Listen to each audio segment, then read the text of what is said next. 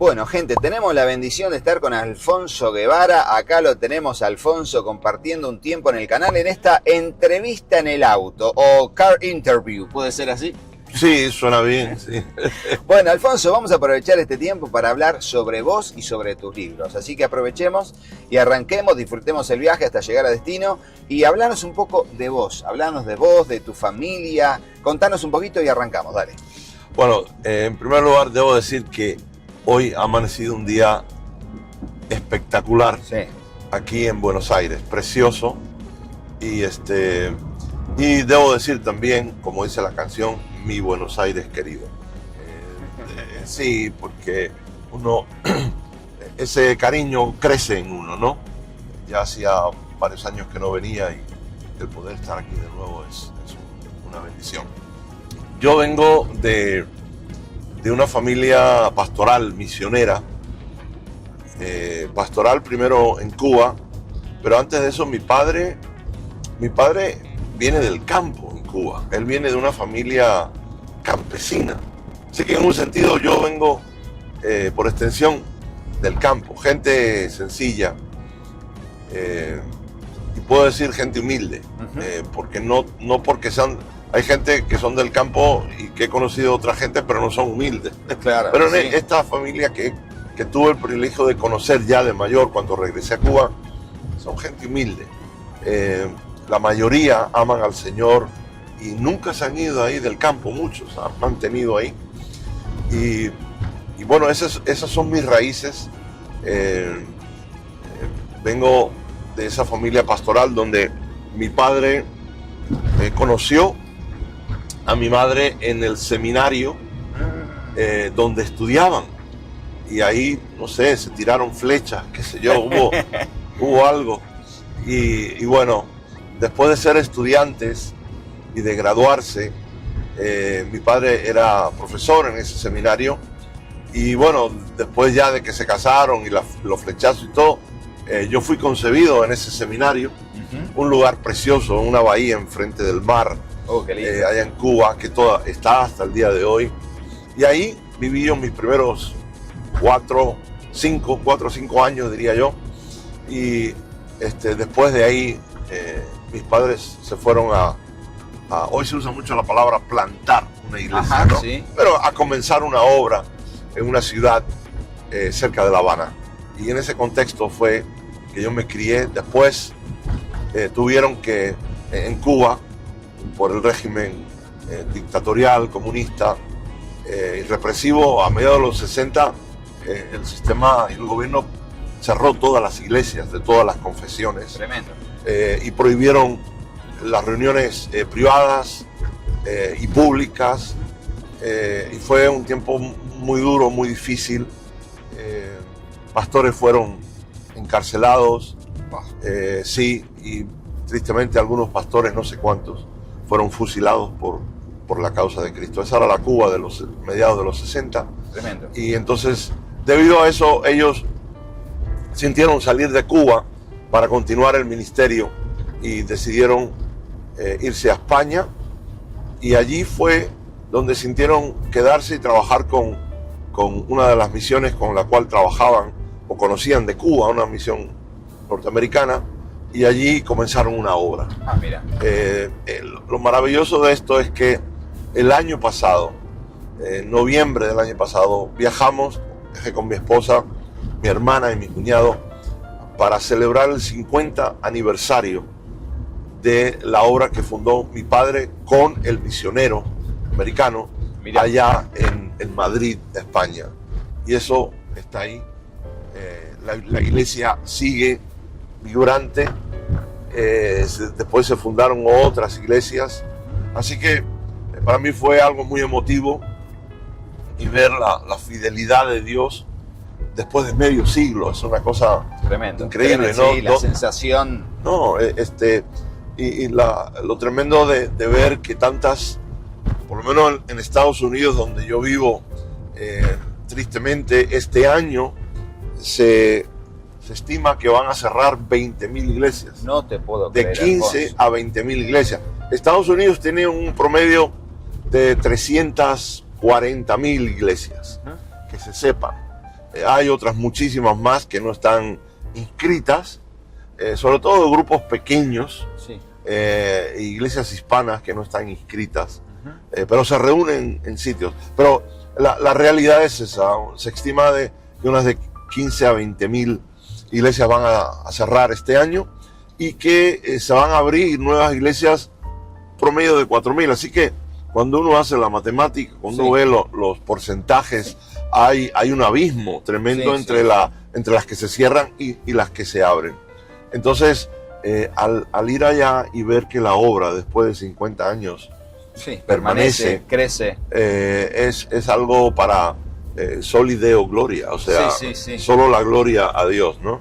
Entonces, en España, allí, como yo digo a veces bromeando, me crié o me malcrié, no sé cuál de las dos, pero allí en ese contexto misionero, yo empecé a abrazar, por decirlo así, la obra de Dios, servir a Dios en mi capacidad de joven, y comencé a seguir los pasos de mi padre en el sentido de servir, de ayudar, le acompañaba, me fijaba en lo que hacía. Ya después de un tiempo estuve sirviendo en la iglesia como líder de jóvenes. Mira. Y en fin, yo pienso que eso fue, y evangelismo con mi padre en los parques en Madrid, y todo eso fue la base ministerial que fue formando eso en mí, ¿no? Entonces, después de eso, pues, estamos enfrente al gran obelisco. Es imposible no admirar esto.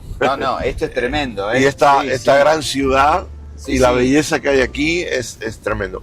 Y bueno, ya al decidir venirme a los Estados Unidos a descubrir América, como todos los millones de hispanos en Estados Unidos, decidí hacerlo para estudiar, para hacer mi vida allá, y fui directo a California. ¿De qué edad tenía más o menos, Alfonso? Bueno, yo, eso fue en el año 1980, tenía 20 años. Claro, jovencito.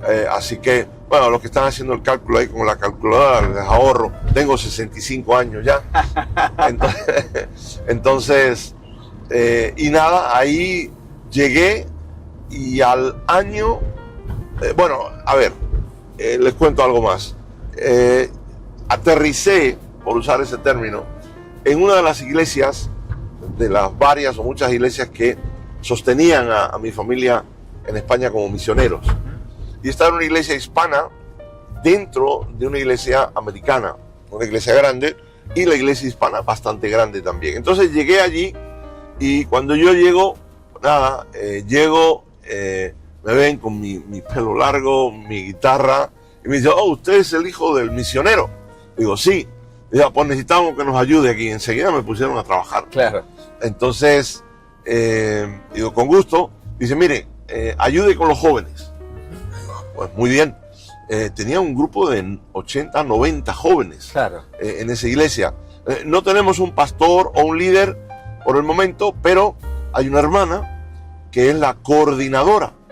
Entonces me señalaron con la coordinadora: échele una mano, ayúdela. Entonces yo vi la coordinadora. Sí. Ojos azules. Rubia. Soltera, una belleza. Yo dije, ¿cómo no voy a ayudar a esta hermana? Sí. Pero por supuesto. Estoy listo. Sí. Bueno, fue tal el caso que me gustó tanto que me casé con ella. Sí, nada más. Sí, no. Coordinación va, coordinación viene. No, eso fue una serie de flechazos tremendos. Y dime, Alfonso, entre paréntesis, hazme un paréntesis ahí. Con el idioma, ¿cómo te llevaste? ¿Dónde aprendiste a hablar inglés? ¿Hablabas inglés, solo español? ¿Cómo era? No, yo llegué a Estados Unidos hablando inglés. Okay. O sea, yo tenía una buena base porque en España había estudiado en el sistema educativo español, terminé mi bachillerato, y seguido mis padres me inscribieron en un colegio americano, que era un colegio para hijos de misioneros, hijos diplomáticos y también hijos de militares, porque en aquellos tiempos había una base aérea militar en Madrid, y allí pues comencé. Ya yo tenía una base de inglés, pero allí ya fui afilando, como decimos, ¿no? Y afinando el idioma. Y bueno, yo y me gradué. Sí. Entonces yo llegué a los Estados Unidos pues hablando inglés, pero no sabía el inglés de la calle, que ese es el inglés que uno también tiene que saber. O sea, yo sabía el inglés de la gramática, de la escritura, claro, el académico, de la fonética y todo. Pero uno tiene que saber el inglés de la calle. Igual que un extranjero viene a nuestros países hispanohablantes, puede aprender el español, sí, pero tiene que aprender el español de la calle, para entender el que habla la gente, qué es lo que está pasando. Los modismos de la calle, ¿no? De la cultura. Sí, claro. Entonces, eso fue lo que hice. Llegué a Estados Unidos y ya sabía inglés, pero fui afinando y conociendo la cultura y el inglés de la calle y todo esto, claro. Así que tenía esa base. Y bueno, yo conocí a mi esposa Alina. Sí. Ella es cubana también. Ajá. Había venido su familia había venido a Estados Unidos en el año 62. Ella tenía 3 años. Claro, ella se había criado ahí en California. Era una chica californiana, como dice la canción de los Beach Boys, y a California Girl. Y bueno, nos enamoramos, pero yo, aún sabiendo el inglés y todo, le dije, vamos a enamorarnos en español, porque es más romántico. No, pero fue algo tremendo. Este año estamos cumpliendo 44 años de casados. No, es tremendo, Alfonso. Y también 44 años de ministerio, porque al casarnos al poco tiempo nos dieron una patadita santa y un empujón santo para comenzar nuestra primera iglesia. Jovencitos, Alfonso. Sí, muy jóvenes. Yo tenía 21 años, ella tenía 23, ella me lleva unos cuantos años, pero yo menciono esto con mucho cuidado. Incluso lo menciono en las conferencias que doy con pastores y eso, ¿no? No es algo que yo recomiendo, ojo. Claro, ese fue nuestro caso particular. Fue su historia. Sí, pero no es algo que yo recomiendo que comiencen a la pastoral o el ministerio recién casados. Claro. Es importante tener una buena base matrimonial. Yo recomiendo unos 4 años. Claro. Para entonces tener hijos y comenzar un ministerio, un compromiso así, porque eso va a demandar muchísimo. Sí, tanto claro. los hijos como los hijos espirituales también, ¿no? Sí. Entonces, pero ese no fue nuestro caso y comenzamos ahí. El Señor supo ayudarnos y bueno, en 44 años te puedes imaginar, hemos visto de todo, hemos vivido de todo, hemos tenido altas, bajas, matrimonialmente y también ministerialmente, o sea, pero eso hizo que nuestra piel se curtiera y se pusiera gruesa. Y como resultado de eso, la experiencia, porque la experiencia es una maestra extraordinaria. El conocimiento es bueno, es importante, la preparación es muy importante, pero la experiencia... Sí.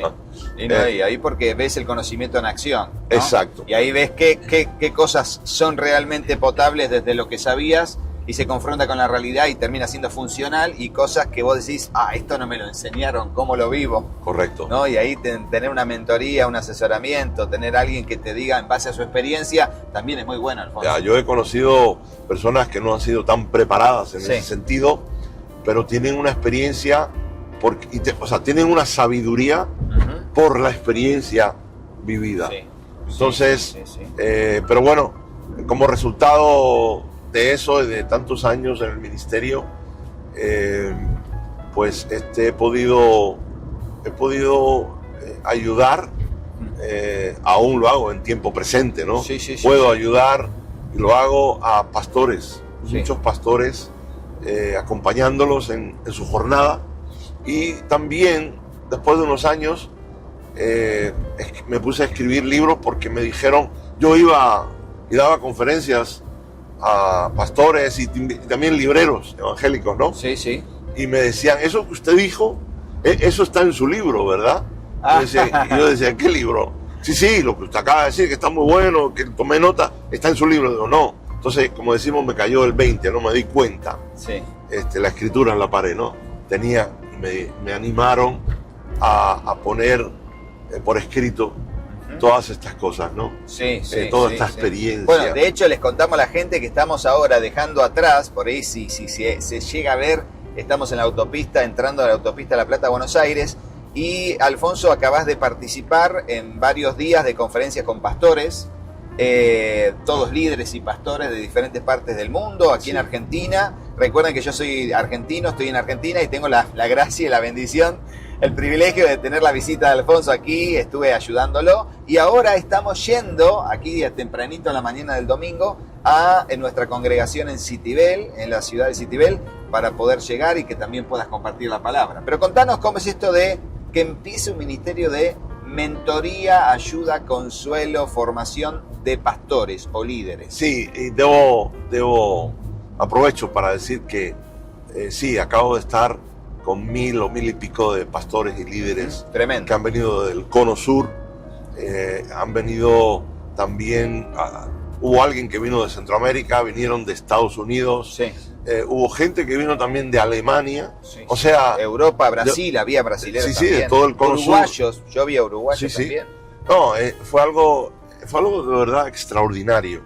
Y tuve el privilegio de dar 2 conferencias en 2 días a todos estos hermanos, y también tuvimos el privilegio de proveerles mis libros, pero también Biblias y otras cosas que con la ayuda tuya, Rodo, no hubiera sido posible. O sea, eso me queda muy claro, y por eso debo de agradecer aquí públicamente tu valiosa ayuda, pero más que eso tu compañía. Sí, gracias, Alfonso. Y compañerismo y la amistad, eso no tiene precio. Bueno, saben que digamos que yo me dedico a todo lo que es la difusión en el canal de materiales cristianos, también entrevistas con autores, y me gustaría que podamos, Alfonso, ahora hablar un poco de tus libros, si me permitís. Claro. El primero de todos se llama Pastores de Carne y Hueso, que es el que estamos viendo en pantalla ahora. Contanos acerca de ese proyecto, cómo surgió, qué pasó, qué temáticas habla, más o menos como para tener un pantallazo y que la gente diga, yo quiero ese libro. Bien, bueno, pero antes de eso te voy a contestar la pregunta que me hiciste hace un momento. Sí. Porque tú vas más rápido que el auto donde estamos. Mira. No, tremendo. Mi mente es, vos vas y yo ya fui y no sé dónde estoy. No, me preguntaste sobre el tema de la mentoría. Sí. Sí. Brevemente, hace 5 meses atrás, tuve la idea de comenzar un grupo que lo he llamado Conectados, de mentoría. No es abierto, es por invitación nada más. La idea no es reclutar a mucha gente, pero esto es para pastores, para líderes, para personas que sirven en la iglesia en alguna capacidad. Sí. Y comenzamos con poquitos, ahora hay más. La invitación no depende de mí, sino depende de los demás. Y es increíble. Nos reunimos una vez al mes de manera virtual, y los hermanos están esperando. Yo tengo el privilegio de poder impartirles mentoría en cuanto al liderazgo, precisamente, ¿no? El pastorado y todo lo que conlleva. Y hay hermanos ahí, hay pastores de California, de Estados Unidos, en diferentes lugares. Hay hermanos de España. Hay una pareja que se conecta desde Beijing o Pekín, China, que son de Guinea Ecuatorial, que hablan español, y ellos están ahí con una pequeña iglesia, es increíble. Luego también tenemos un amigo en común que ahora de Colombia, que nos dijo que quería ingresar, no ha podido porque han estado viajando mucho y ahora quieren ingresar. Yo le he estado dando mentoría a él antes de esto por años. Sí. Y bueno, eso para mí me ayuda, me mantiene fresco y actual en el tema del pastorado y el ministerio, porque ahí no es que yo imparta todo este tipo de enseñanza y todo, sino que compartimos. Claro. O sea, es como que nos sentamos en la misma mesa a hablar. yo me alimento de ellos y ellos de mí también. Entonces, es algo que es fabuloso, ¿no? Bueno, estoy pensando, Alfonso, que por ahí hay mucha gente que no sabe que los pastores, si bien tienen una responsabilidad en la obra del Señor y bueno, allí también el privilegio de servir, son personas comunes y corrientes, seres humanos con necesidades, pastores de carne y hueso, ¿no? Un poco el título que pega con eso, y me llama la atención que también, más allá de que son, digamos, maestros o discipuladores, también tenemos la necesidad de reconocer que somos discípulos y que necesitamos de aliento, de consuelo, de amonestación también, pese a que tenemos responsabilidades en la obra de Dios, y eso es muy importante. ¿Por dónde encaraste el libro Pastores de Carne y Hueso para arrancar? Bueno, debido a mis viajes por el mundo de hispanohablante, porque a la par del ministerio yo trabajé por un cuarto de siglo, eso suena mucho, ¿no? 25 años, un montón de años, en el giro de las editoriales evangélicas. Claro. Como director de ventas y mercadeo en las editoriales principales. Y eso me llevó por toda Latinoamérica, Estados Unidos, el Caribe, España. Entonces, iba para ayudar y apoyar a los libreros y a los distribuidores a mejorar sus negocios, a cómo proyectarse mejor con la comunidad evangélica en su entorno. Pero al yo tener mi ministerio como pastor también, me pedían que compartiera con los pastores y los líderes locales, y a veces organizaban alguna reunión así. Sí. Y de ahí surgió de que al estar compartiendo con pastores y líderes sobre el ministerio, es que muchos se acercaron y me contaban sus fracasos, sus preocupaciones, sus ideas, sus altas, sus bajas.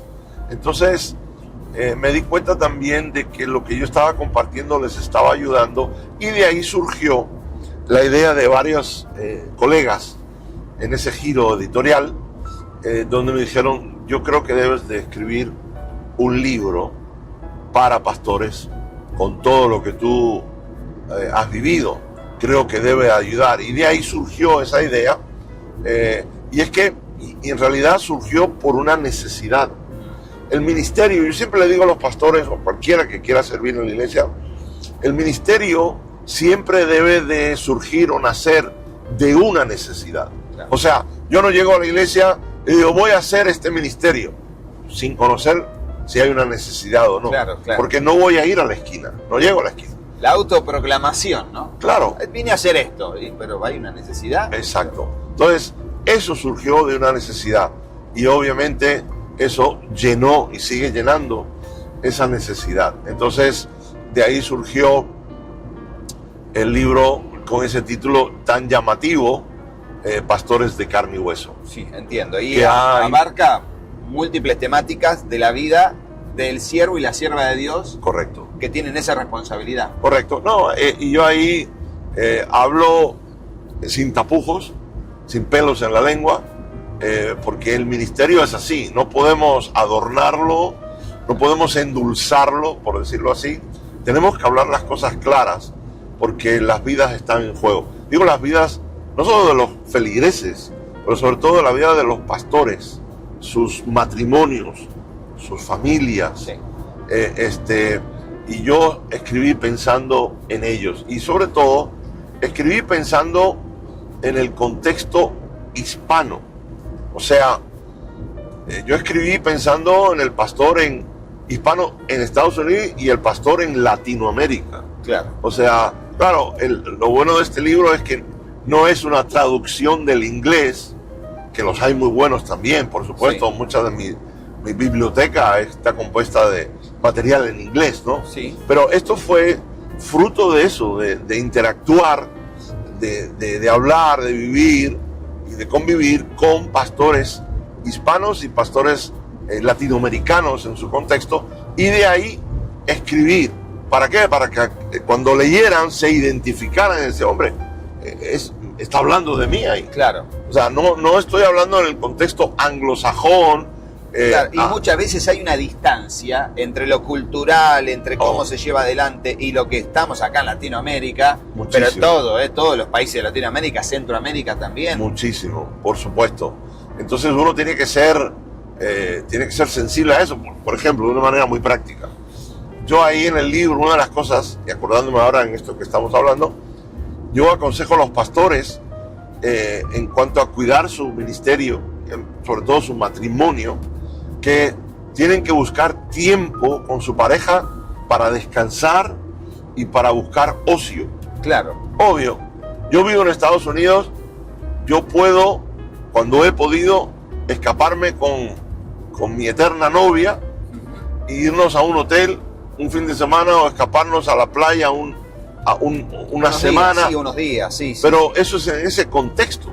Yo por nada del mundo voy a sugerir eso a pastores aquí en Latinoamérica donde tienen problemas para subsistir. Claro. Las iglesias no pueden pagarle y muchos no pudieran pensar en esos lujos. Por eso yo he querido ser sensible en eso y simplemente he dicho, mire, si usted puede irse un día con su esposa a un lago, algo que usted puede hacer de acuerdo a sus posibilidades, hágalo. Sí. Entonces, en ese sentido, he contextualizado lo que escribí, ¿no? Claro. Pensando en el pastor que tiene una pequeña iglesia en el campo, en una zona rural en Latinoamérica, tanto como el pastor que tiene una iglesia grande en una capital o en todo esto. La ¿no? necesidad del descanso, el desenchufarse un poco de la plena actividad constante y el desgaste que eso trae a todos los que estamos involucrados en la obra del Señor. Totalmente. Sí. Eso ha sido también un problema. ¿Por qué? Porque muchas de las tradiciones evangélicas de las denominaciones, de alguna manera la gente fue inculcada o pensaron que el descansar, el buscar ocio, el divertirse, no es que fuera pecado, pero eso no estaba bien visto, porque el hombre de Dios tiene que dedicarse a la obra de Dios todo el tiempo. Claro. No es cierto, no es cierto. En la palabra, y ahí en el libro hablo de esto, la importancia, bueno, es que Jesús lo hacía. Él, cuando el ministerio se ponía bravo, como decimos, sí, la gente lo acosaba, ven y sana a este, toca esto, multiplica los panes, los peces. El Señor varias veces tuvo que salir de la multitud, apartarse incluso de los discípulos, porque necesitaba un descanso. Sí. Entonces, imagínense, si el Señor lo necesitaba, ¿cuánto más nosotros? Sí. El problema es cuando no lo hacemos, claro, que tarde o temprano, cuando pasan los años, el cuerpo nos pasa factura. Sí, claro. El cuerpo, el matrimonio, la misma iglesia también. Exactamente. Entonces, tocamos todas esas áreas de manera pragmática. O sea, seamos reales, seamos realistas, seamos prácticos. Si yo no me cuido, que a veces peco, porque el pez muere ¿por dónde? Por la boca. Por la boca. Ay, no me digas. Claro, entonces, lo que comemos. Claro.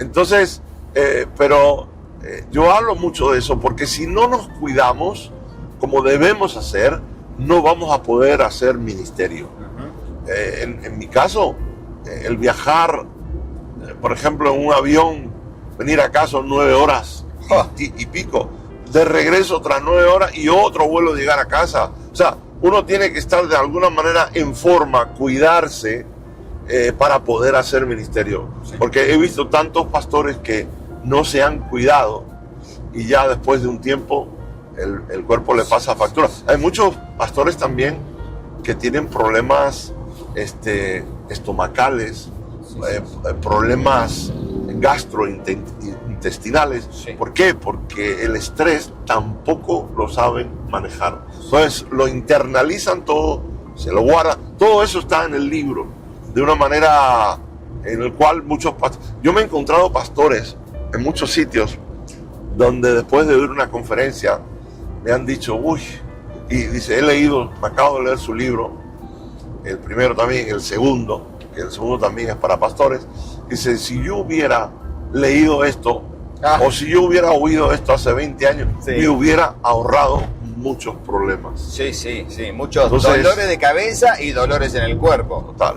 Sí, Entonces, sí, sí. esa es la realidad, y por eso es que escribí estos libros también para ayudar a mis colegas pastores. Sí, sí. Ahora decime, Alfonso, porque entre paréntesis, antes mencionaste que estuviste trabajando mucho en áreas de editoriales, 25 años, en diferentes editoriales, pero quiero que me digas algo que es como algo que polula por ahí. Hay una Biblia que nosotros conocemos hoy, que es la Biblia que estamos viendo en pantalla, que es la Biblia de Estudio Vida Plena, que antes se llamaba Biblia de Estudio Pentecostal al comienzo. Y no sé cómo, pero me llegó la noticia de que en realidad quien ayudó a que se cambie el nombre de Biblia de Estudio Pentecostal a Biblia de Estudio Vida Plena fuiste vos. Contanos, ¿es verdad eso? Culpable. Ah, no, contanos entonces, ¿cómo se dio? Haceme un poco de nota de color acá, dale. Claro. Mira, dicho sea de paso, esa es una excelente Biblia de estudio. Sí, sí, sí. Sin Excelente. Bueno, el caso es que yo trabajaba en la editorial entonces que publicaba esta Biblia como Sí. director de ventas de Latinoamérica y España. Entonces, también nos quemábamos las cejas, como decimos, en el tema de marketing, Claro. o mercadeo, o sea, cómo poder llegar a más personas con estos buenos productos. Y Sí, tengo mucho cuidado en decir producto, porque cuando se habla de la Biblia, Sí, no sí, es sí. un producto, Es un pero material edificante. no, la Biblia es la Totalmente. Biblia. Sí, y, sí, y- sí. y está sola, no hay nada que se le compare. Pero nos pusimos a pensar y hicimos un ejercicio de ver, ¿por qué? Porque yo planteé el problema de que el título que tenía, la descripción, Biblia de Estudio Pentecostal, estaba limitando la Biblia solamente a los pentecostales. Claro. Y yo me había dado cuenta de que muchos que no eran pentecostales compraban la Biblia en secreto Claro. y porque- la estudiaban en secreto y la usaban. Sí. Entonces yo dije, no, hay que usar esto. Entonces, claro, surgieron varios títulos en un ejercicio que hicimos una vez, surgieron varios títulos, como 20 o 30, y fuimos eligiendo. Y yo me dije, no, esto, ¿por qué no usar la descripción, el título de la Biblia original en inglés? Y cabal, yo dije, no, la Biblia de Estudio de la Vida Plena, porque eso abarca a todos. En inglés, ¿cuál sería el nombre en inglés The original? Full Life Study Bible, Full Life, la vida plena. Claro, y claro, por eso, pero la connotación eso en inglés también tiene que ver con la llenura del Espíritu Santo. Claro, la todo vida esto. abundante en Claro. Cristo, sí, sí. Entonces, sí. pero en español abarca a todo. Entonces surgió eso, le cambiamos el nombre, entonces la gente ya se sintió liberada, no tenía que comprarla en secreto, la podía Claro. comprar. Sí, y aparte, más allá de que es una Biblia hecha por pentecostales para pentecostales, es una Biblia que la puede leer cualquier persona de cualquier denominación y ser edificada con sus artículos, notas de estudio, No, introducciones. muy buena. Tiene muy buena y sana doctrina, una teología muy sólida, muy buena. O sea, lo pude comprobar porque personas estudiosas y pensantes que no eran pentecostales la conseguían y la usaban. Así que, bueno. Porque veían que era una buena Biblia. Sí, Así totalmente. que lo Bueno, es. así que acá tenemos al culpable, Alfonso Guevara. Bueno, volvamos a lo nuestro. Hablábamos del libro Pastores de Carne y Hueso, que les digo, porque Alfonso no lo va a decir, que fue galardonado como libro del año en el año 2017. Entre todos los libros cristianos que habían en ese año, fue el libro del año. Pero más adelante viene otro, que también es para pastores, que es el que estamos viendo en pantalla, ¿no? La vida del pastor. Contanos un poco de ese. ¿Es una segunda temporada del primero o cómo lo puede interpretar la gente? Ya. Bueno, en cuanto a Pastores de Carne y Hueso, el libro tiene vida propia, porque ya han pasado como 8 años. Y sigue moviéndose, sí. distribuyéndose. El libro fue traducido al portugués, o sea que se distribuye en Brasil, en Portugal y creo que en Mozambique lo han llevado. Y también fue traducido al coreano. Tremendo. Y fue curioso porque el que lo tradujo al coreano es un misionero coreano de las Asambleas de Dios aquí en Buenos Aires. En Buenos Aires. Hay una tremendo. comunidad coreana. Y él le impactó mucho el libro y dijo, esto lo tienen que leer los pastores coreanos. Y dije, ¿en serio? Y claro, se le tuvo que hacer unos cambios en cuanto al contexto cultural. Uh-huh. Bueno, hay que decirlo que también no paran de haber muchos testimonios de fortaleza, de consuelo, de formación, de instrucción bíblica a través del libro también. Así que buenísimo. Sí, no, y bueno, ese libro se ha distribuido, sigue siendo, como dice en inglés, un bestseller, el libro de mejor venta. No voy a decir las cantidades que se han vendido porque no viene al caso, no es cuestión de eso. Está bien. Pero por culpa de ese libro, en el buen sentido de la palabra, es que no he parado por la gran necesidad que hay, ¿no? Sí, la gente que sabe que vas dando conferencias, que tenés carga real por eso y también compasión por las almas, del liderazgo en las iglesias, es como que allí saben que estás dispuesto a ir a bendecir a otros, a formar vidas, a alentar, a sostener, a amonestar también, porque tus prédicas también y tus conferencias tienen también una gran carga de amonestación y aliento al cuidado de la salud, al cuidado de las almas. Sí, bueno, con el tiempo, la experiencia, eso te da cierto peso, por decir autoridad, ¿no? Uh-huh. Testimonio para poder ayudar a otros hermanos. Debo decir, antes de saltar al segundo libro, debo decir también que el título Pastores de Carne y Hueso, yo explico muchas veces que hay pastores que no son de carne y hueso.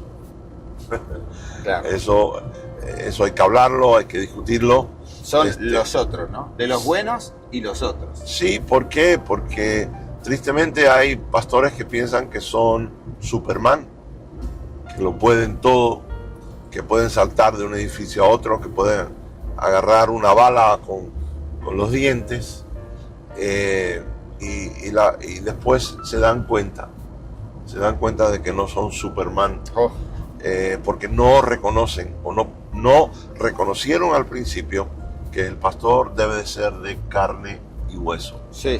O sea, una persona normal, en otras palabras, un ser humano. Entonces, pero bueno, ese es el primer libro. El segundo libro, La vida del pastor, que están viendo ahí en pantalla ahora, surgió como una especie de seguimiento a pastores de carne y hueso. Claro. Pero es un libro en sí independiente. O sea, había la necesidad de seguir tocando el tema de la pastoral con un enfoque aún más allá, más íntimo, pudiéramos decirlo así, y surgió La vida del pastor. ¿En qué consiste la vida cotidiana de un pastor? ¿Cómo funciona? ¿Cómo debe vivir? Y luego, claro, es curioso, ahí hablo yo de la vida del pastor, su familia, su matrimonio. ¿Qué tan necesario, Alfonso? Sí, sus hijos, o sea, todo esto, su iglesia. Y el primer capítulo de este libro, intencionalmente, a propósito, es su llamado. Yo comienzo este libro hablando de su llamado. ¿Por qué? Porque ahí va lo primero. Y esto lo enfatizo mucho. ¿Por qué? Porque tristemente hay muchos pastores que están fungiendo como pastores, pero no tienen llamado. ¿A qué me refiero?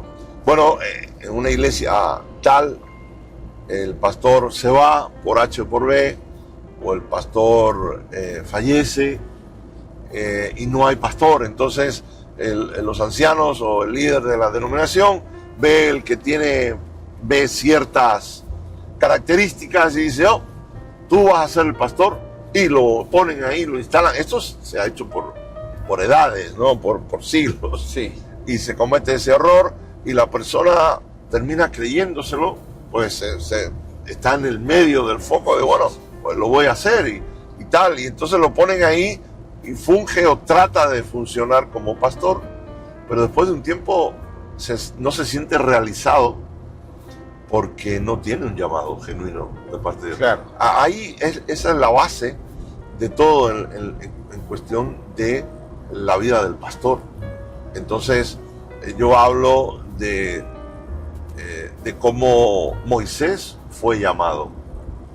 Y en primer lugar, el llamado tiene que ser un llamado de Dios, porque Dios llamó a Moisés desde la zarza ardiendo. Fue Dios que lo llamó. Porque cuando es un llamado de Dios también hay asistencia en el proceso y en el desarrollo del ministerio. Exacto. O sea, Dios no te abandona. Si Él te llama y te envía y todo, no, Él te va a acompañar en el proceso. Sí. Yo no pudiera hacer hoy lo que hago sin la ayuda del Señor, sin la ayuda del Espíritu Santo de Dios. O sea, esto es de por vida. Sí.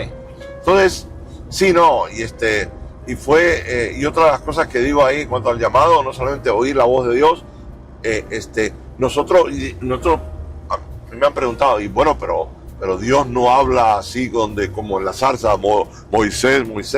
No, sí, Dios sí habla audiblemente. ¿Cómo? Cada vez que yo me siento a oír un mensaje de alguien más, Dios está hablando. O sea, no seamos tan místicos. Sí, claro. Pero seamos prácticos. Entonces, Dios tiene muchas maneras de llamar, y el llamado tiene que ser corroborado también por otras personas.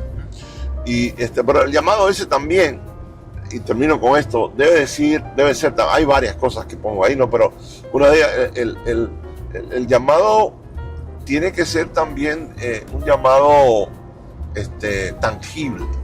¿Cómo tangible? Sí, Dios le dijo, quítate las sandalias de tus pies, porque el lugar donde estás, santo es. O sea, Dios le dice, no confíes, a partir de ahora no confíes en tus propias capacidades y en cuestiones físicas, porque ahora estás entrando en un área espiritual, el área de santidad, donde yo te voy a dirigir tus pasos.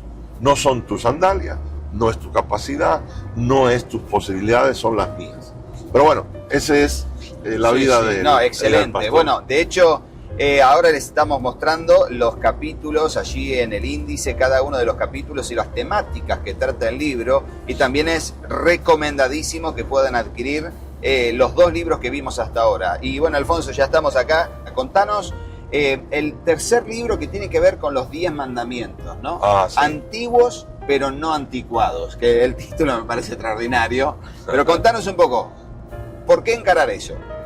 Bueno, dicho sea de paso, el libro La vida del pastor, hay existencias aquí en Argentina, para alguno que quizás necesite el libro. Sí, algunos aquí, pocos hay. Algunos pocos hay. Sí. Para los vecinos de Uruguay, acá. Y también hay algunos pocos de este libro que están viendo en pantalla, de antiguos, pero no anticuados. Entonces, es curioso porque incluso cuando estoy en una audiencia que me está oyendo y yo presento el libro o hablo algo del libro, solamente digo el título, no digo el subtítulo, y lo hago a propósito. Antiguos pero no anticuados. Entonces la gente se queda mirando y yo puedo ver el signo de interrogación en sus caras. No llegan a entender de qué se trata. A ver, ¿de qué?